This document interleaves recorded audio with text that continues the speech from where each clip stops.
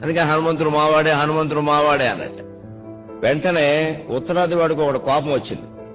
అవన్నీ కుదరవు, మీరు వేషాలు అయ్యద్దు. రామ్ హమ్కా హై, సీత హమ్కా హై, హనుమాన్ భీ హమ్కా హై. మొత్తం అంతా అయోధ్యే. రాముడు సీత ఎక్కడుంటే హనుమంతుడు అక్కడే ఉంటాడు. అందుకని హనుమంతుడు మావాడే అన్నట్టు.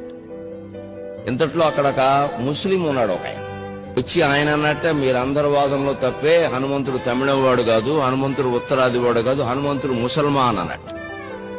నీ ఇల్లు బంగారంగా హనుమంతుడు కూడా మాకు మిగలనివా? హనుమంతుడు కూడా ముస్లిం అంటే ఇంకా నయం, ఉగ్రవాదుల్లో ఒకడన్నావు కాదు, చచ్చిపోయేవాళ్ళం అని. హనుమంతుడు కూడా ముసల్మాన్ ఎలా అవుతాడంటే, మీరు అలా కాదు, మీరు పేరు చూసి మాట్లాడాలి. మాలో పేర్లు ఎలా ఉంటాయి? ముసల్మాన్, సులేమాన్, జలేమాన్, వైసా హై హనుమాన్ అన్నాడు. ఇంతమంది ఇలా మాట్లాడుకుంటుంటే మన తెలుగువాడు ఒకడున్నాడు, మీరందరి వాదనలో తప్పే, హనుమంతుడు ముస్లిం కాదు, హిందీ వాడు కాదు, ఆ తమిళం వాడు కాదు, ఖచ్చితంగా 16 అనాల తెలుగువాడే అన్నాడు.